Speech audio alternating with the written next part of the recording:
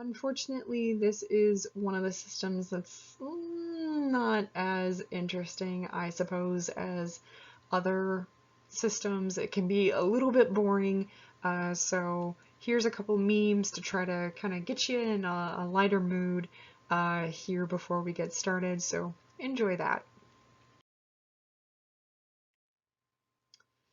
So first, what even is a hormone? It's a mediator molecule that is released in one part of the body but will regulate the activity of cells in other parts of the body. So typically these are going to be released by glands and circulated via the bloodstream.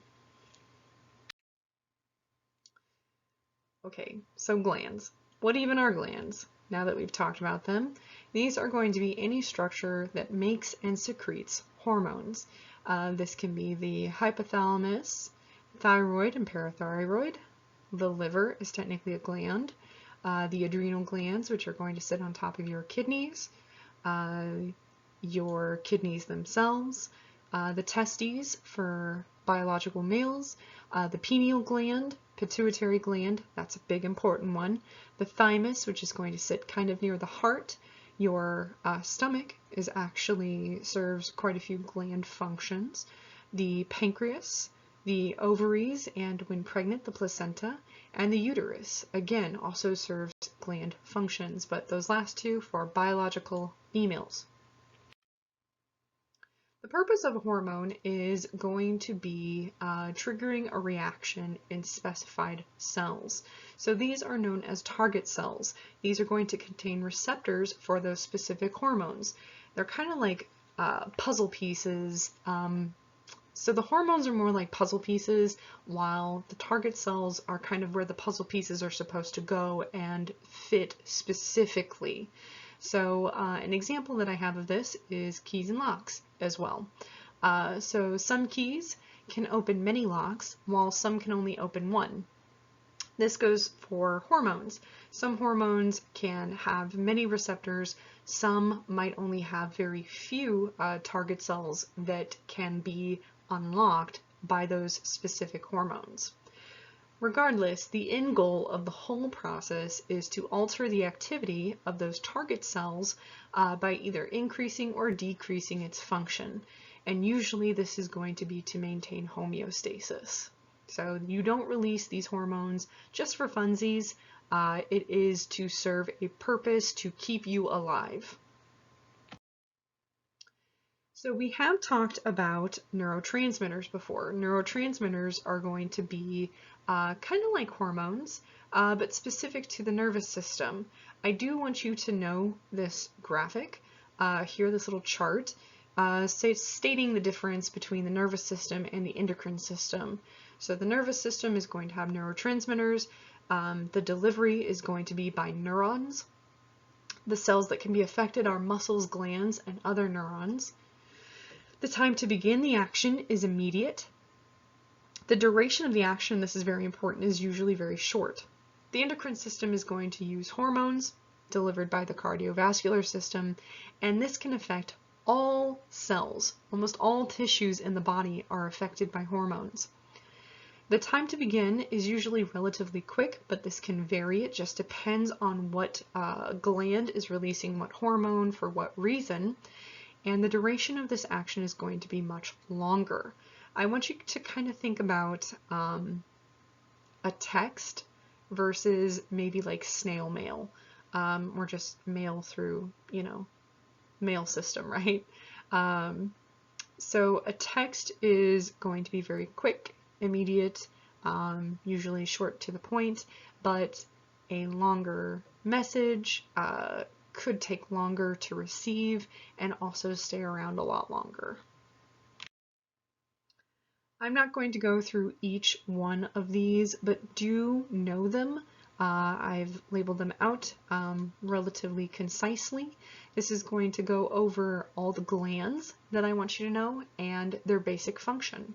So probably make sure you can match these is probably a good little rule of thumb here.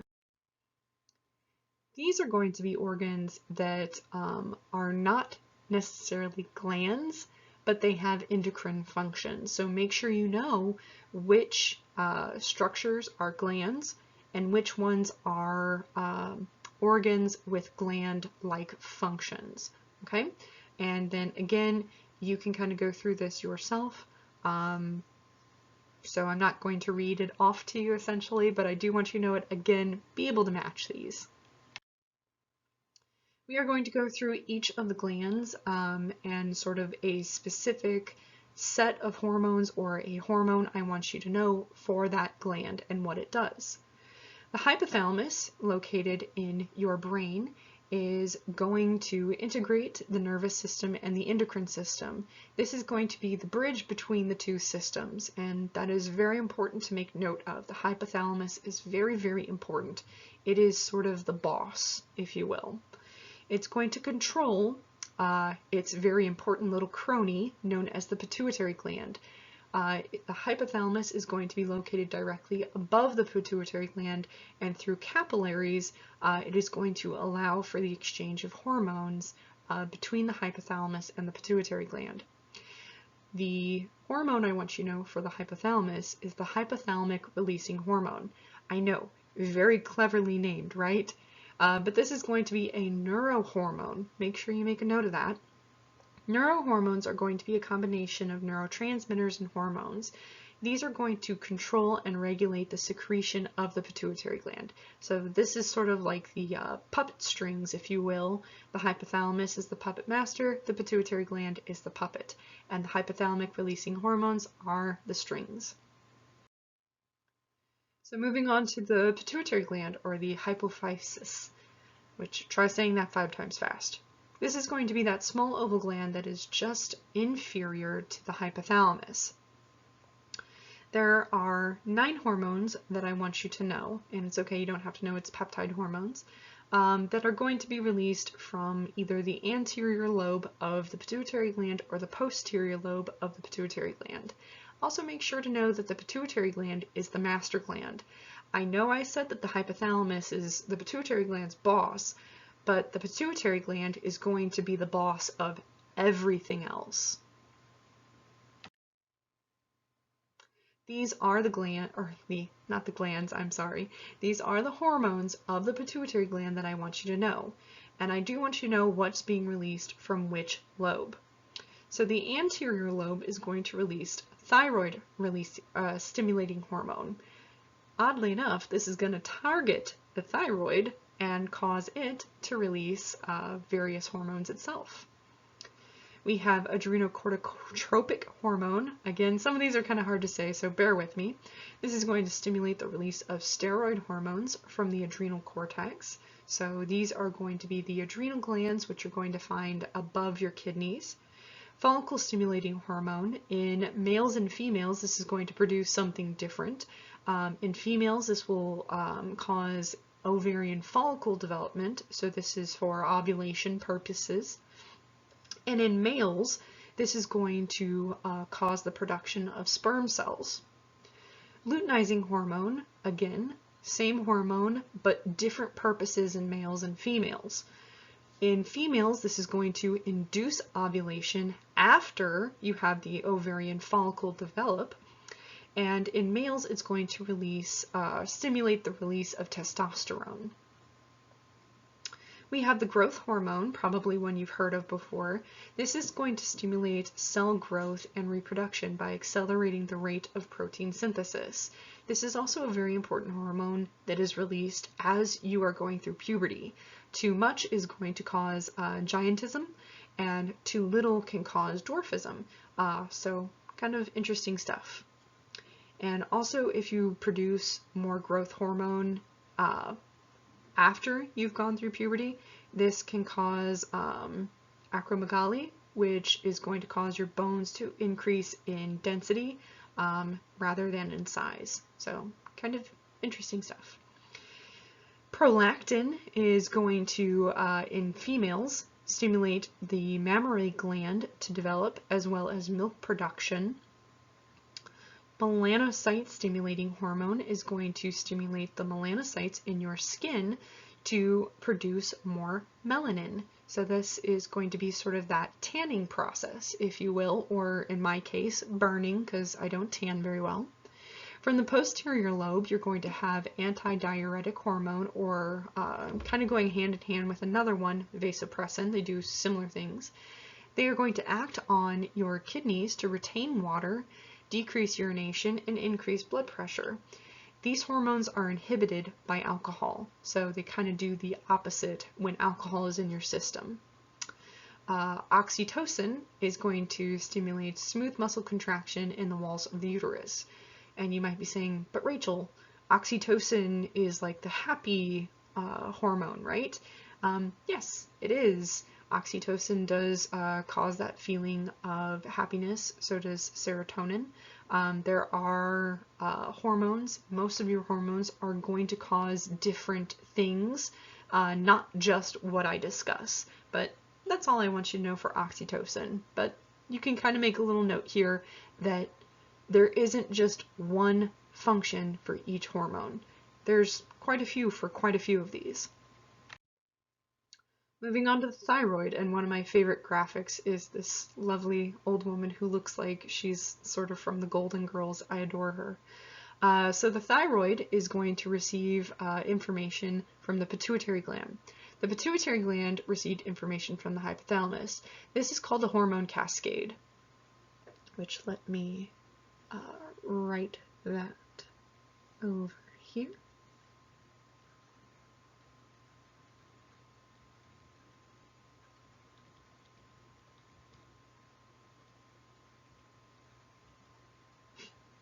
D, it's a D there. So this is a hormone cascade. So you are getting this information from one gland going to the next gland, going to the next gland. So hormone cascade, right? Kind of like a waterfall. So the way the thyroid works is that we have thyroxine and triiodithyronine. These are going to regulate your metabolism primarily. Again, hormones serve multiple functions. This is its primary one. We also have calcitonin and calcitrol. Calcitonin is going to be involved in helping to decrease calcium levels and regulate phosphate levels in the blood. Calcitrol is going to be used to treat calcium deficiency, and it's more in relation to the parathyroid, but I put them in here so that you can see kind of the difference between these two. But just kind of make a little note, calcitrol is going to be more parathyroid than your thyroid. Moving on to the thyroid. These are two pairs of glands that are going to be embedded in the thyroid. You have parathyroid hormone, which is going to assist in bone remodeling and increase blood calcium levels. And again, we already talked about calcitrol, but that is used to treat calcium deficiency. Your adrenal glands, or suprarenal glands, are located anteriorly to the kidney, so right on top. In the adrenal cortex, that outer portion here, you are going to release glucocorticoids, which are steroid hormones like cortisol. It's going to cause sodium retention and potassium excretion via the kidneys. You are going to also release androgens here. This is not just males. Females also have androgens, just like males also have estrogens. So these androgens are just male sex hormones, and they are being released from the cortex of the adrenal gland. The adrenal medulla, or inner portion, is going to release epinephrine and norepinephrine. Honestly, they are both very similar. They are going to be in response to stress. Epinephrine is going to cause an increase in cardiac output and raise glucose levels in the blood. Norepinephrine is going to be a response to stress. Both are very similar, but norepinephrine is going to affect your blood vessels, while epinephrine is going to affect your heart. Moving on to the pancreas. This is a very important organ. It is retroperitoneal, which we'll talk about what that term means a little bit later when we talk about kidneys. And you don't have to know all these little bits and bobs here. I just want you to know the hormones that it's going to release, and that is glucagon and insulin. These are going to be hormones that control your blood sugar. Glucagon is going to break down glycogen into glucose, so breaking it down into sugar in the liver. Your insulin is going to allow the body to use or store sugars. These are very, very important when it comes to digestion. There are terms like hypoglycemic and hyperglycemic and hypoglycemic, meaning high or low blood sugar respectively. And this has everything to do with when you eat and what you eat. So, and you don't have to worry about those alpha cells and beta cells. This goes into a little bit more of how glucagon and insulin work. I'm not going to ask you to know this, just know that their purpose is for glucose homeostasis, so to maintain your blood sugar levels. Now this is where I want you to know these terms and kind of what it has to do with what that last slide was talking about. But again, you don't have to know all the specifics, and that is diabetes. Diabetes is potentially genetic abnormalities that result in inadequate insulin production, synthesis of abnormal insulin molecules, and production of defective insulin molecules. It is characterized by glucose concentrations high enough to overwhelm your kidney function, so this can cause kidney damage or kidney failure. Hypoglycemia is a presence of abnormally high blood glucose levels. This is what we don't want. This is not good. Glycosuria is going to be glucose or sugar in the urine. This is a telltale sign of diabetes mellitus. And polyuria. This is going to be excessive urine production, so that constant need to pee and constantly peeing. There are two types of diabetes.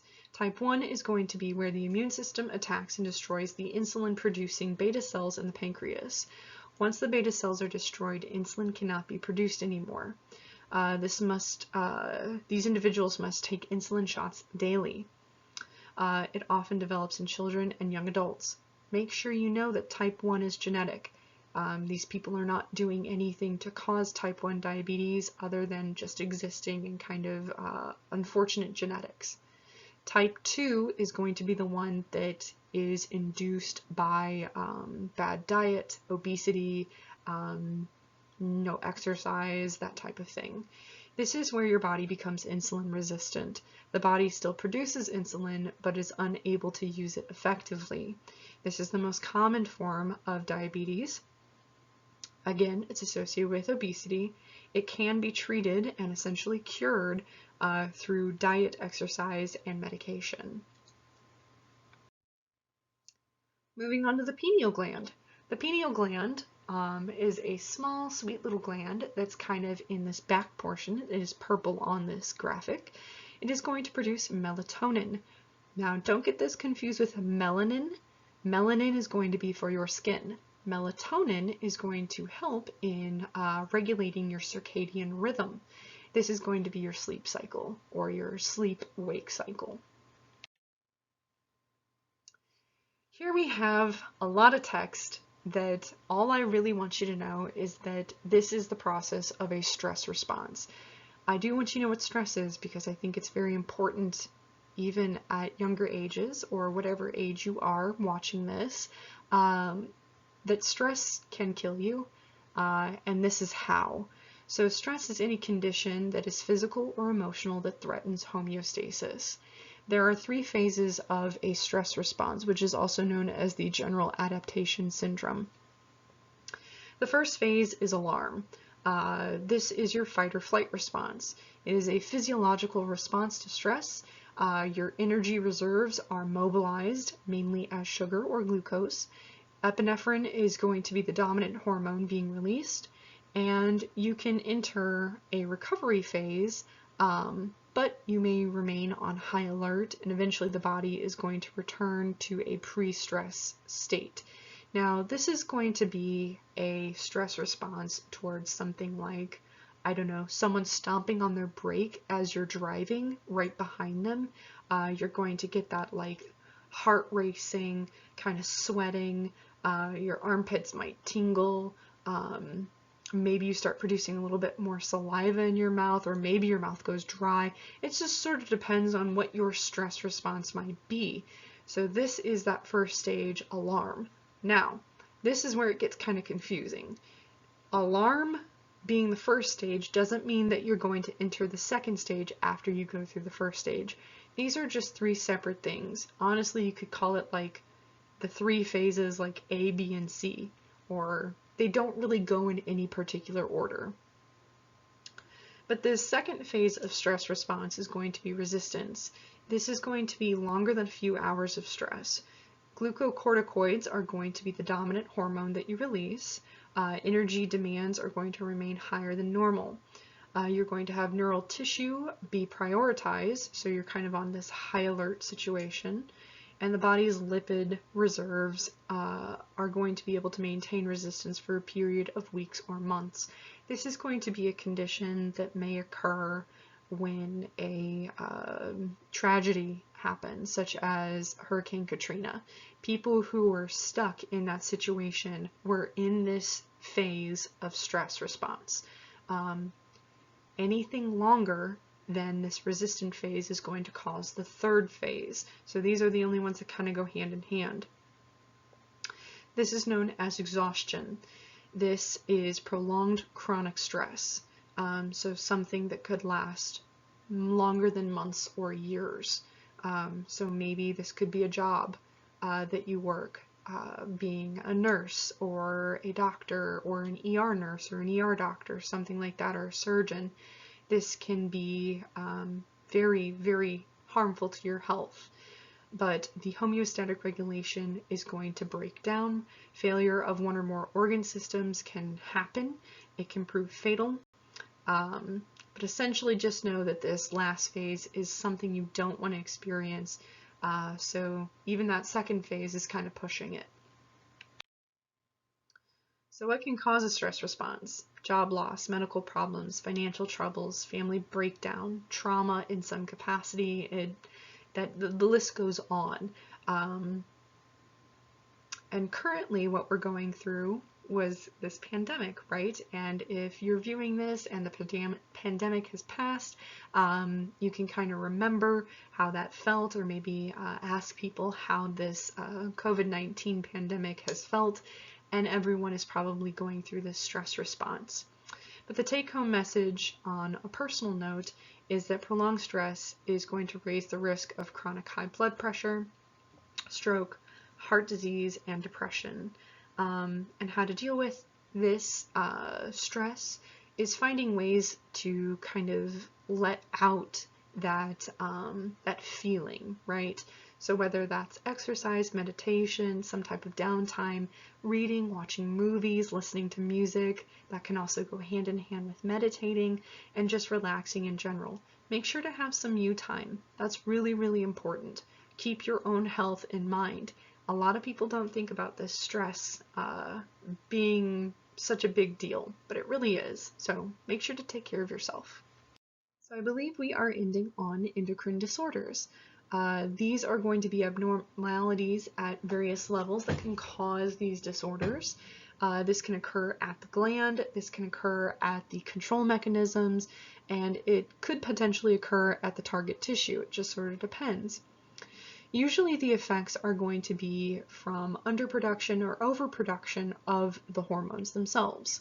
A few examples of what this looks like is a goiter, which is what the lovely lady in the upper corner is experiencing with that enlarged portion of her neck. This is a thyroid disorder. It's going to cause an enlarged thyroid gland, usually associated with the thyroid hyposecretion due to nutritional iodine deficiencies. Addison's disease is going to be an adrenal gland disorder caused by hyposecretion,